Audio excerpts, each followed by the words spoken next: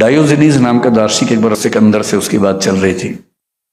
Diogenes एकदम मस्त मौला, जैसे सर है, कुछ मतलब नहीं दुनिया जहां से, जो बुनियादी जरूरतें हैं पूरी हो रही हैं, पर्याप्त है। डायोजनीज एक सिनिक फिलोसफर था, अमीर आदमी था, सब छोड़ के, बुद्ध की तरह सब छोड़ छाड़ के एक सड़क के पास रखे हुए एक टब के अंदर रहता था। सारी संपत्ति छोड़ के बैठे। उसके पास कुल संपत्ति क्या थी? पानी पीने का एक गिलास और एक आध कपड़ा जो वो पहनता था। एक दिन गिलास चोरी हो गया तो लोगों ने कहा यार तुम्हारे तो गिलास भी चोरी हो गया। वो बोला यार मजा आ गया मुझे, कल तक मुझे नींद आते हुए ना परेशान रहता था गिलास कोई लेना जाए, अब चला गया, परेशानी ही नहीं हो रही।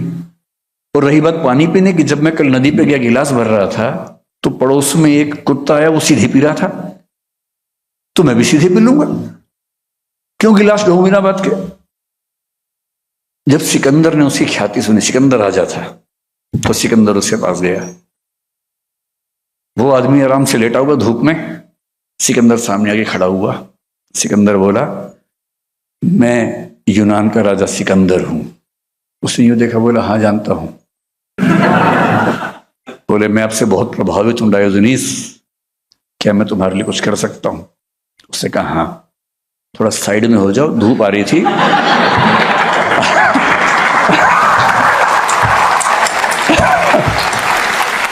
आपने बिना बात के धूप रोक ली है, साइड में हो जाइए, और धूप अच्छी तो आप भी लेट जाइए साथ में, क्या दिक्कत है? तो सिकंदर बोला कि डायोजनीस मैं आपसे बहुत प्रभावित हूं, मैं भविष्य में आप जैसा बनना चाहता हूं। उससे कि भविष्य में क्यों, आज ही बन जाओ, सब छोड़ के और लेट जाओ इसमें, ऐसा क्या करना है? उसने कहा नहीं, अभी मैं विश्व विजय अभियान पर जा रहा हूं, वापस आगे बढ़ूंगा। तो उसने कहा सिकंदर नोट कर लो, दुनिया को जीतने की इच्छा रखने वाला खुद को कभी नहीं जीत पाता है। अगर दुनिया को जीतने की इच्छा से मुक्त हो जाओ तो यहां आना। और कहते हैं कि उसी ने कहा था जिस दिन तुम मरोगे उस दिन समझोगे तुम जीवन भर निरर्थक चीजों में उलझे रहे थे। और कहने वाले कहते हैं कि जब सिकंदर मरा उसके दोनों हाथ खाली थे, उसने उठा के दिखाए, जब मरा सिकंदर तो दोनों हाथ खाली थे। कविता की पंक्ति है। यूं तो सिकंदर के हौसले आली थे, जब मरा सिकंदर तो दोनों हाथ खाली थे। और ये कहानी बन गई कि अंततः डायोजनीस की जीवन दृष्टि ज्यादा बेहतर होती है। भारतीय परंपरा थोड़ी अलग है। पश्चिम में कार्ल मार्क्स मेरा प्रिय चिंतक लंबे समय तक रहा, अभी भी है, पर ये अजीब अहंकारी लोग हैं, समझ नहीं आता है। हीगल के दर्शन से उसने बहुत सीखा, ये मैंने सर से सीखा कि हीगल से उसने क्या सीखा। हीगल ने डायलेक्टिक आइडियलिज्म नाम से एक सिद्धांत दिया, मार्क्स ने उसको डायलेक्टिक मेटेरियलिज्म कर दिया। और फिर कहा कि हीगल ठीक कह रहा था, बस वो सिर के बल खड़ा हुआ था, मैंने उसको सीधा कर दिया। अरे अपने गुरु के बारे में बात करने की तमीज है आपको भाई? आप दुनिया के बहुत महान चिंतक हैं, मान लिया, जिससे सीखा है उसके बारे में ऐसे बात करेंगे? और उसी मार्क्स से आगे चल के सीखा जॉर्ज लुकास ने, जहां से नियो मार्क्सिज्म पैदा हुआ। और जॉर्ज लुकास क्या कह रहा है? मार्क्स ने सब कुछ ठीक बोला था, बस वो सिर के बल खड़ा था, मैंने उसको सीधा कर दिया। सारे सीधा ही करने में लगे हुए एक दूसरे को।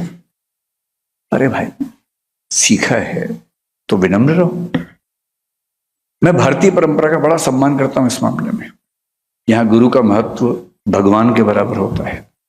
ये जरूर है कि ऐसा गुरु होना हर किसी के बस की बात नहीं होती, लेकिन अगर कोई सच में गुरु है, और गुरु शब्द का मतलब क्या होता है? जो हल्का ना हो।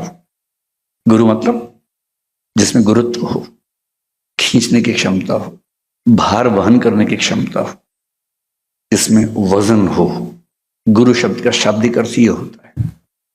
अगर कोई सच में गुरु मिलता है, मैं सौभाग्यशाली हूं कि मुझे एक मिले हैं। सर से मैं मिला पिछले 30 साल में 3 बार हूं, और मेरा एनुअल रिचुअल है, टीचर्स डे पे एक लंबा मैसेज बना के सर को भेजता हूं हर बार, और लिखता हूं कि सब कुछ आपसे लिया है, तुक्के मेरे लग गए हैं, लेकिन सारा का सारा लिया मैंने आपसे है।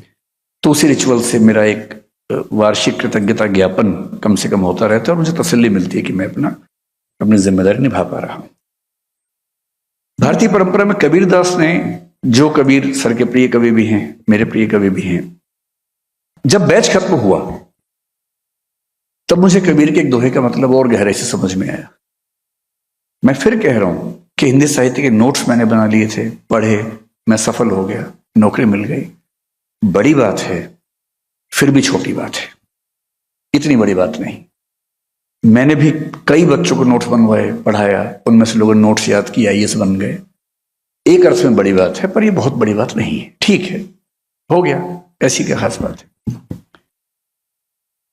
कबीर बहुत परेशान होने के बाद गुरु से बोलते हैं कि मुझे बस मंत्र दो भाई, जीवन कैसे जीना है।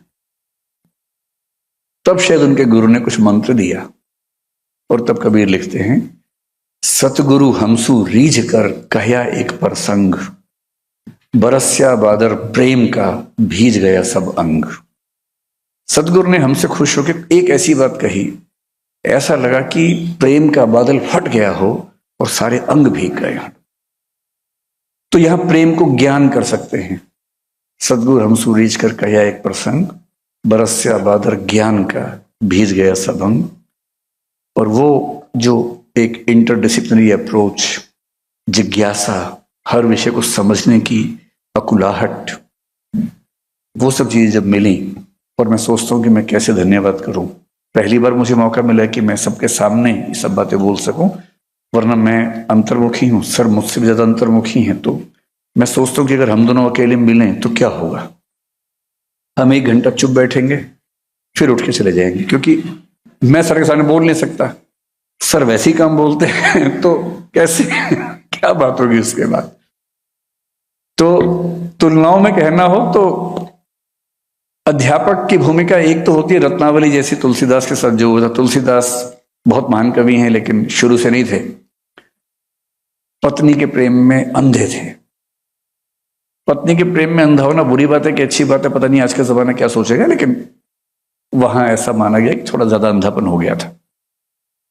इतने अंधे हो गए थे कि पत्नी एक दिन बोली कि मायके जा रही हूं या भाई के जा रही हूं, मतलब भाई के घर जा रही हूं। अब इनकी बेचैनी का आलम ये कि मैं तो आज ही जाऊंगा, ससुराल चला जाऊंगा मिलने के लिए। रास्ते में नदी थी, उफनती हुई नदी, पुल टूट गया था बाढ़ से, कैसे जाएं। बेचैनी का आलम ये कि एक लाश तैर रही थी, उस पर चढ़ के पार करके पहुंच गए, लाश को नाव बना के पहुंच गए। फिर पहुंचे घर, बाहर से आवाजें दी, किसने खोला ही नहीं, आधी रात का समय था। ये पता था कि उनकी पत्नी 2nd फ्लोर पे रहती है। एक रस्सी देखी, रस्सी चढ़ के पहुंचे 2nd फ्लोर पे, नॉक किया, पत्नी ने दरवाजा खोला, चौंक गई कि ये यहां कैसे पहुंचे, 2nd फ्लोर पे कैसे आ गए। बोले रस्सी थी, उस पर चढ़ के आ गया। रस्सी, बाहर जाकर देखा रस्सी नहीं, सांप था वो। आदमी जब अंधा होता है प्रेम वासना में, तो सांप पे चढ़ के सोचिए कोई जा रहा है।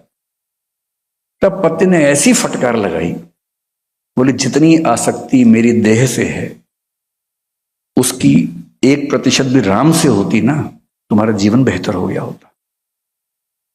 वहां से टर्निंग पॉइंट आता है, वो जाते हैं चित्रकूट, और उस चित्रकूट में रहना शुरू करते हैं, वहां रह के साधना करते हैं।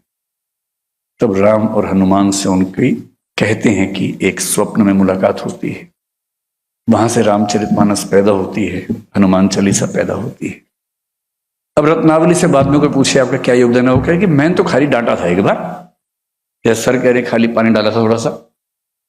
पर वो डांट कितनी क्रांतिकारी है। विद्योत्तमा न डांटती कालिदास को तो वो कभी कालिदास न बनता।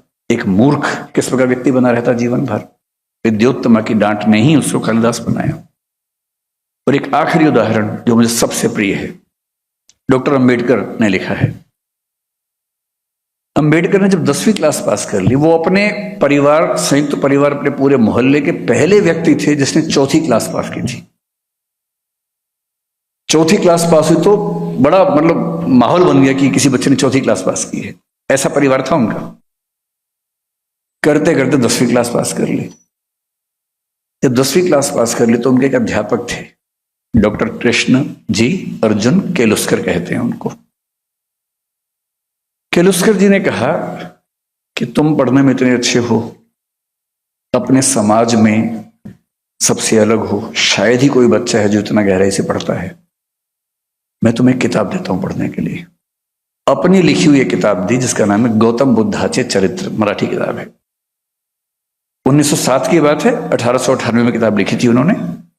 1907 में अम्बेडकर ने 10वीं क्लास पास की तो वो किताब दी।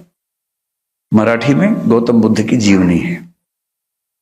और गौतम बुद्ध की जीवनी एग्जैक्टली वो नहीं जो हम सुनते हैं, उसमें कुछ कुछ थोड़े चेंजेस हैं। वो कभी चेंजेस विस्तार में बात करेंगे उसके बारे में, मौका मिलेगा तो। डॉक्टर अम्बेडकर क्या कहते हैं? वो लिखते हैं कि मेरे जीवन का टर्निंग पॉइंट वो किताब थी। वो किताब मुझे ना मिलती तो मैं वो ना होता जो आज दुनिया मुझे जानती है। इसलिए एक महान अध्यापक वो होता है जो अपने विद्यार्थी के अंदर जिज्ञासा पैदा करे, अपने विद्यार्थी को अंतर्दृष्टि दे, अपने विद्यार्थी को एक बेहतर मनुष्य और बेहतर साधक बनने में प्रेरणा दे। इन्हीं शब्दों के साथ ये कहते हुए कि मैं कितना भी कह लूं उस एहसान के नजदीक भी नहीं पहुंच पाऊंगा जो मुझ पे है। भाषा की अपनी सीमा होती है, उन सीमाओं के तहत जो कहना संभव था वो मैंने कहा। असाध्य वीणा कविता में अज्ञेय का प्रियंवत जब वीणा बजा देता है तो लोग उसको थैंक यू बोलते हैं कि आपने कमाल कर दिया, आज तक कोई नहीं बजा पाया, आपने वीणा बजा दी। तो वो ईमानदारी से कहता है पूरी सभा के सामने, श्रेय नहीं कुछ मेरा, मैं तो डूब गया था स्वयं शून्य में। वीणा के माध्यम से अपने को मैंने सब कुछ को सौंप दिया था। सुना आपने जो वह मेरा नहीं, न वीणा का था, वह तो सब कुछ की तथता थी।